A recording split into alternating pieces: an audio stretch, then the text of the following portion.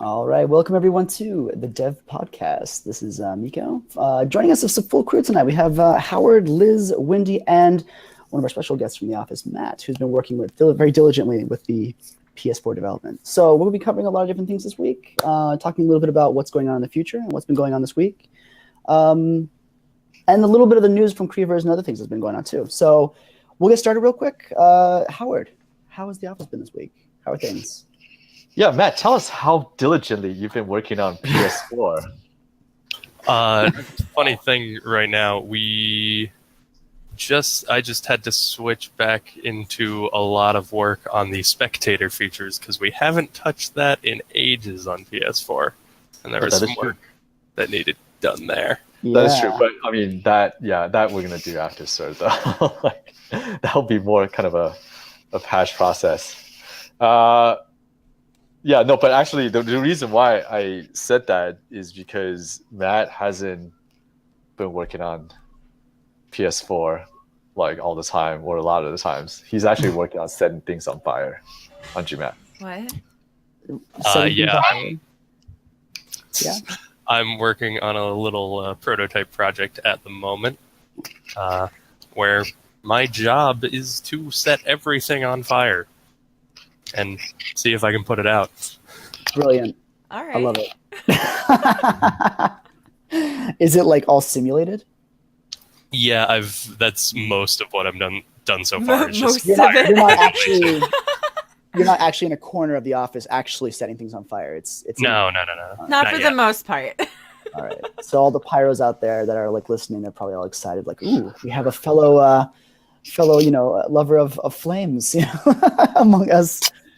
Yeah. Cool. Well, how long? I mean, just this week, or has it been going on for a couple of weeks now with these? It's been going on. This is essentially we're prototyping something where fire is a big part of it. Ominous. It's actually the big part of it. But that's going on. We're setting things on fire. Guns wise, we are. I mean, a lot of the work's actually on PS4. Once again, just getting through CERT. Well, I mean, going through CERT. Are we through CERT? No, we're not. We're still not. We're very, very close. Yeah, we said that like 4 weeks ago. Did you see that email this We morning? said that again. Yeah, I know. Of course, I read that. We said that again 2 weeks ago.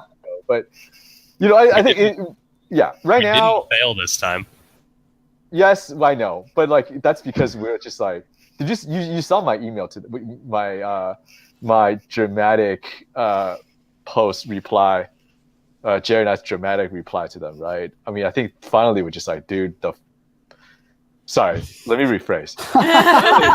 Like, call yourself. Finally, Please. just in case people are actually watching this, we actually very, very constructively and very, very Respectfully.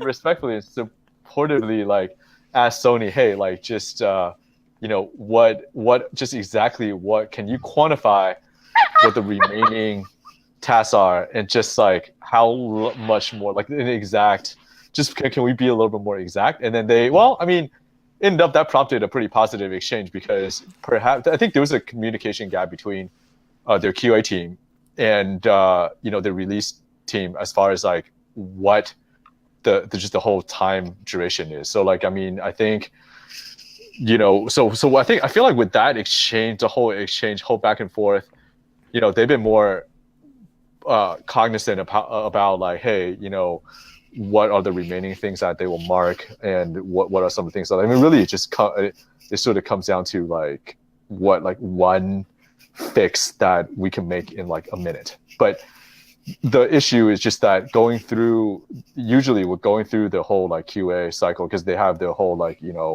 requests queuing system for QA. The whole like turnaround takes a long time, so we're now see if we can get a waiver for that item, and that, which means that like, if nothing else, we can get certified, but we'll just use their patch process to fix any number of issues that they still mark to be fixed. So that should be a quicker process. And once we are through cert, we can get a release date, because a lot of things is like we don't have a release date yet officially, even though we have a time frame, but we can't really commit to a lot of things like PS blog and any promo featuring any like there are a lot of things that are contingent upon the release date actually being final or being official, and we're kind of in a holding pattern, which we let them know, and I think they know that now. So anyways, yeah, hopefully this week has been, after the sort of this back and forth, it's been pretty positive. They've been pretty supportive, I will say. So hopefully this is it. But granted, I've said that before, so we'll see. Fingers crossed. Yeah.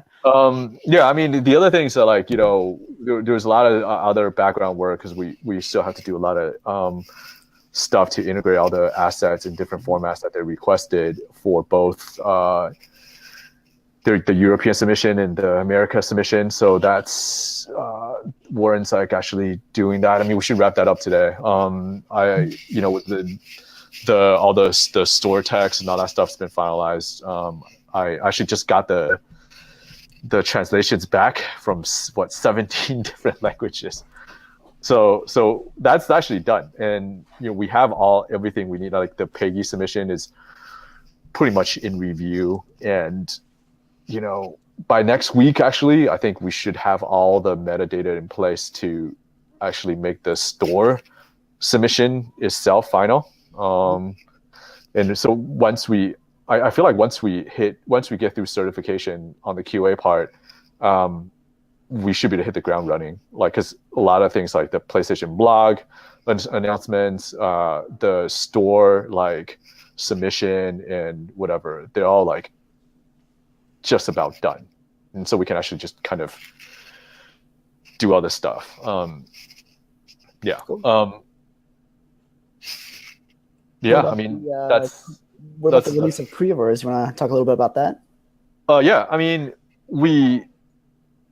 I think, okay, with this, like with Creevers, right? I mean, it's not like, in the grand scheme of things, it's just something that we took some time to polish and fix some issues, and update the graph, update some shaders, tune controls, like just something that we actually spend the time to actually update it after we got the rights back from Chilingo, which was last year sometime, like I want to say April-ish, somewhere around there. I mean, so we got the rights back, and for a little bit, for a while, we just kind of like sit there and just like, okay, well, we got the rights back, we don't have time, so we'll just kind of leave it. Yeah, we'll just have leave it. Yeah, back then. We'll just leave it, whatever.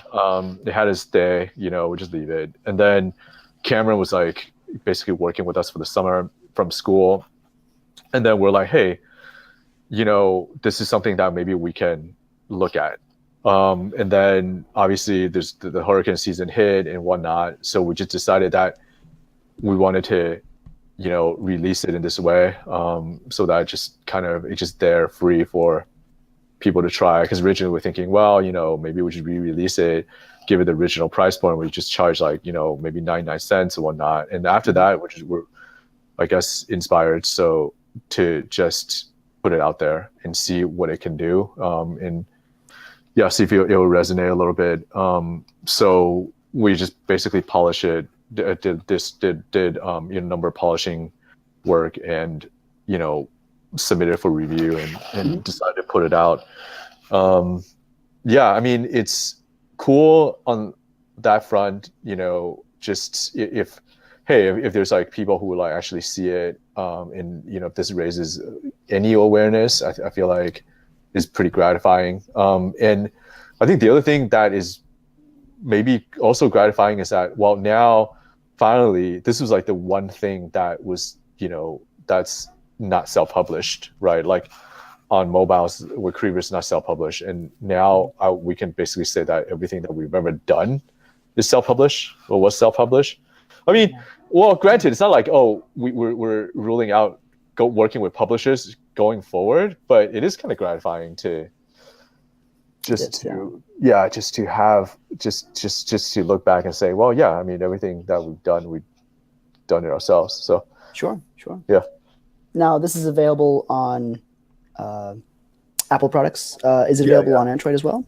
No, just iOS. Just iOS. Yeah. Yeah. So you can play it on the iPad. You can play it on the iPhone, whichever. Was this built on Unity, by the way?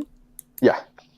All right. Cool. Yeah, that's what a lot of the work that was needed to be done to get it onto newer iOS devices was update the version of Unity from somewhere in the 3-point-something range to a more recent version in the 5 range. Actually, it's 5.6. It's basically like it's one of the. Was that the biggest technical hurdle? That I think that is one of the biggest technical hurdles. We did some like performance tuning. We did some there's just like a number of things to be done that we wanted to do. Like control, we felt like we wanted to tune a bit. Graphically, we want to polish up a little bit as well.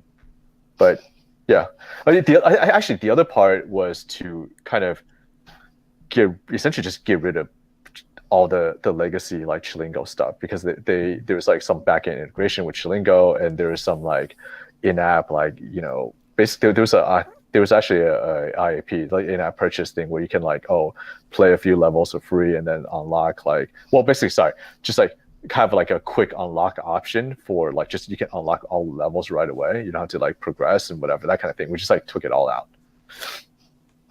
Cool. All right. Awesome. So it's been a busy week on a lot of different fronts then. Excellent.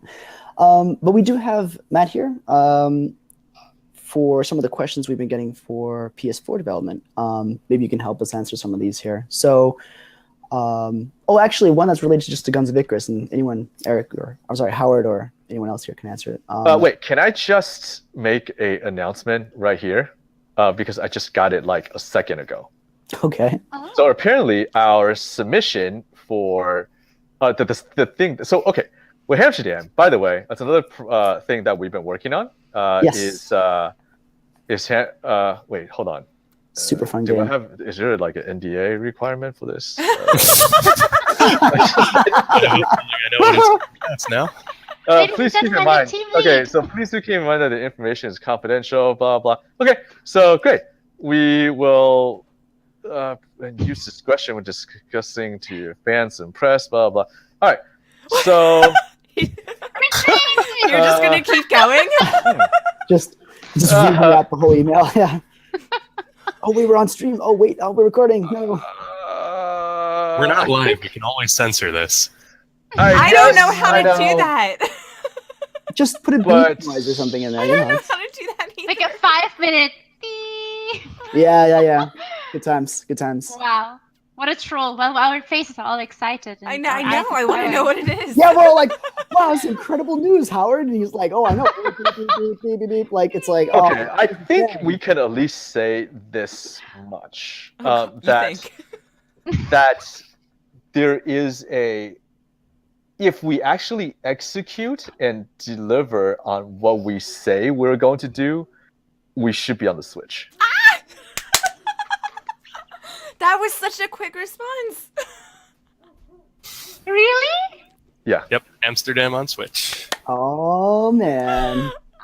Oh my god. We've been actually working on the pitch for basically this whole thing for 2 weeks, I would say, and I'm really so that's cool. Yeah. Awesome. Yeah. Wow. Lots of announcements. Lots of news. Incredible. I need to get a Switch, Howard. I need to get a Switch for business. I know, right? I think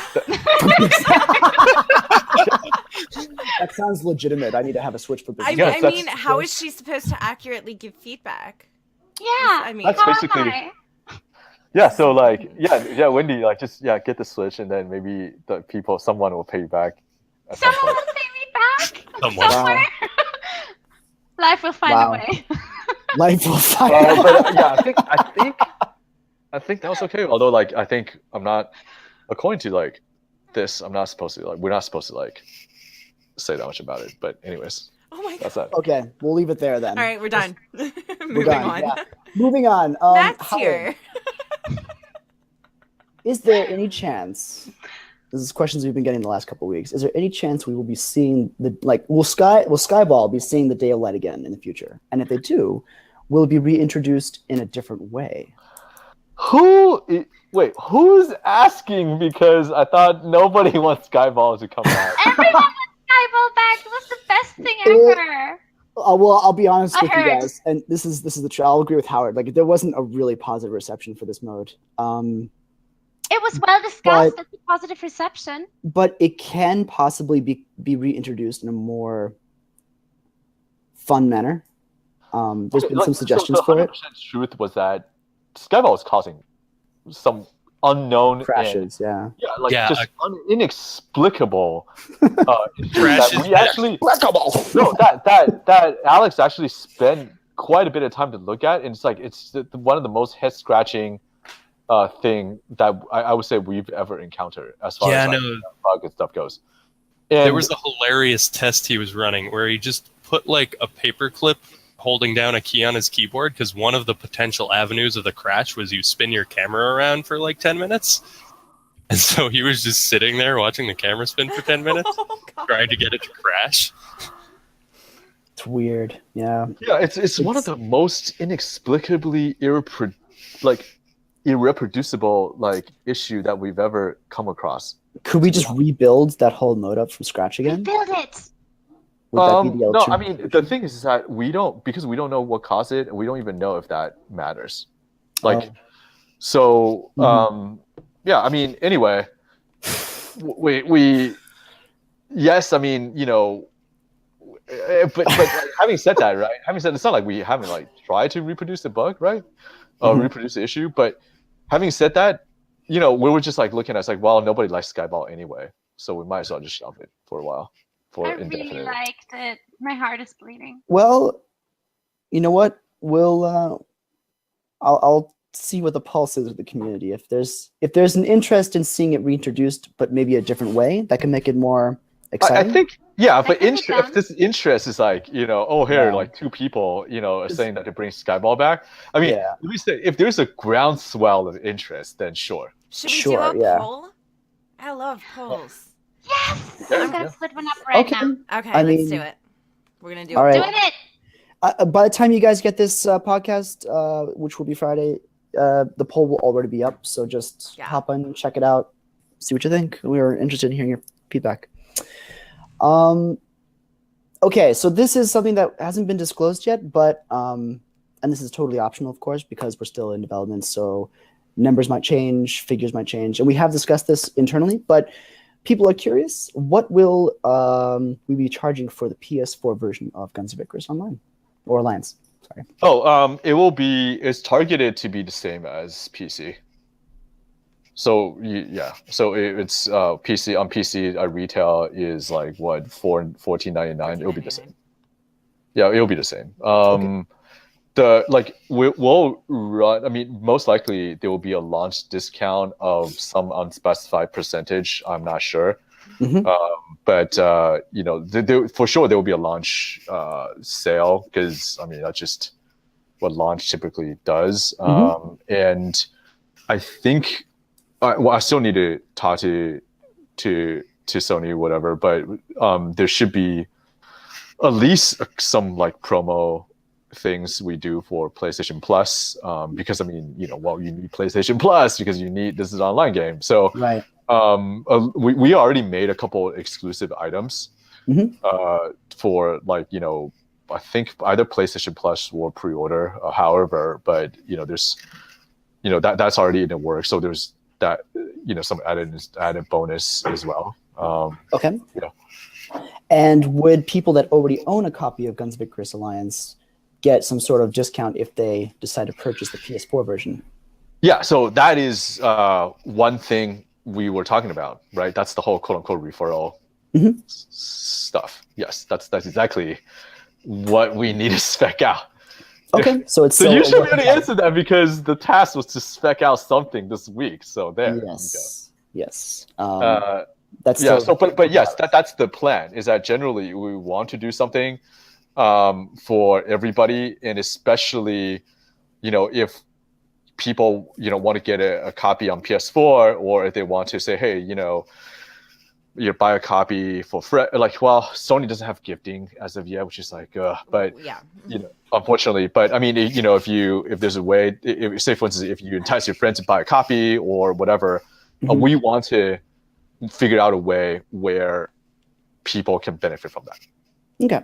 Yep. Yeah, we just need to figure out what the easiest way is right now. Sounds good. This is more of a Matt question. Will there be for the PS4 version, will there be PSVR support?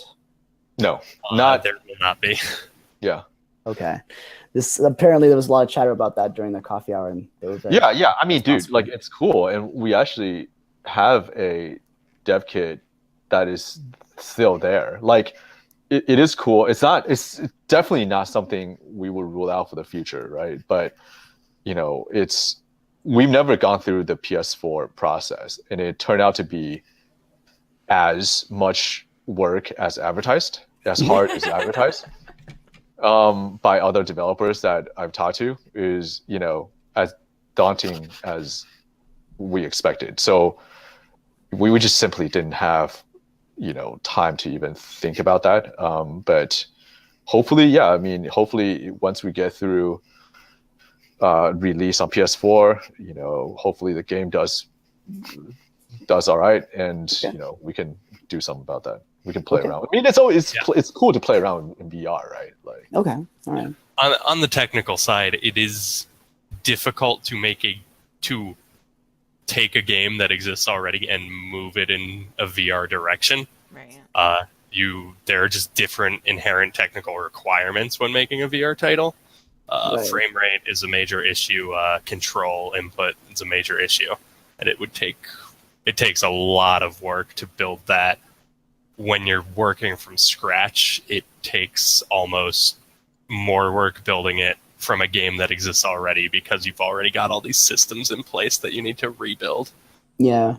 I imagine motion control or motion sickness would probably be somewhat of an issue as well on the side. Plus, there's the added aspect of it being like a multiplayer game. So you would have to worry about any sort of balancing issues that would absolutely arise from it, I'd imagine. That would absolutely arise from Yes. Like, without any sort of question doubt. whatsoever, that would be a thing. Fair enough. All right. Yeah, I mean, it's unbalanced because I don't move very fast unless it's downhill. Running into walls. Okay, so another PS4 technical question. Are the tools going to be tied to motion controls? The tools are not tied to any motion controls. They're just same way you use them on PC. You hit a button, swings the hammer. Right. Can they be configured for that?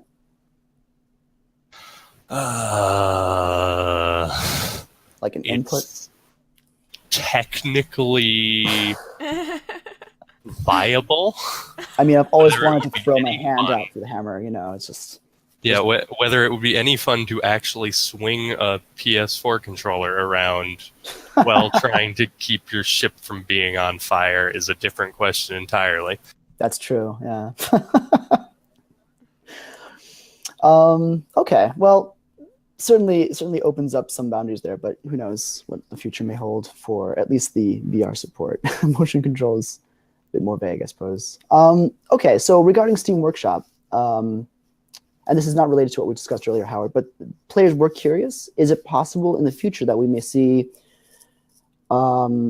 support for players who can submit like surface textures, texture art for ships, or like avatar cosmetics, maybe expanding it to actual full body costumes? Is it something we can expect sometime, maybe next 6 months? I think full body costumes is more possible than actually ship stuff, because with ship it's actually difficult, right? Because right now, like if we want to support, so like at least in the past when we have themes and surface textures and props and decorative elements on ships, there's a lot of sort of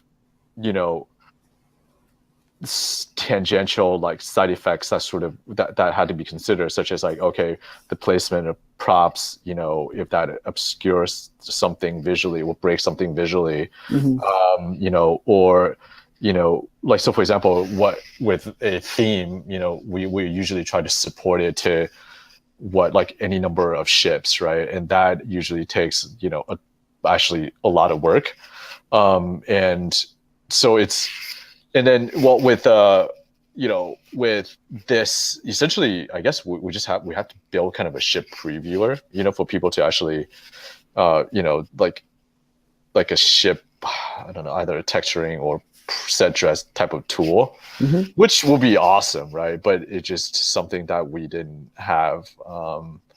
So it will be a lot of work to create and to expose. So anyway, like I think the ship stuff, like it will be a lot harder to do, but I mean, we were thinking like a figurehead would be easy, but the issue with figurehead is that like, well, we actually have to size it and to position it correctly on each ship to figure out like what's the right placement per figurehead, and so it's actually end up being like kind of a pain in the butt. So I think actually on character costume stuff will be easier, and that's like more readily. Okay, cool, awesome. All right.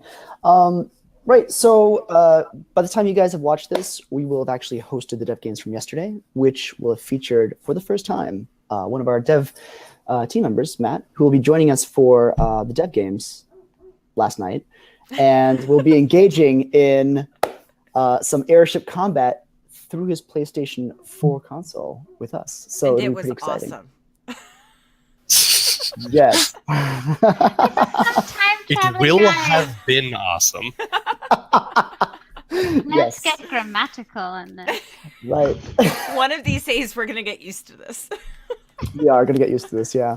But on that note, guys, we are going to be just a quick mention for events. We do have the Iron Fork of Friday tonight. There's going to be the Saturday Chaos Skirmish tomorrow, Saturday. And then there's the Sunday Community Skirmish on Sunday. You can check it all out on the in-game events board, or you can go to the forums. They also have the information there.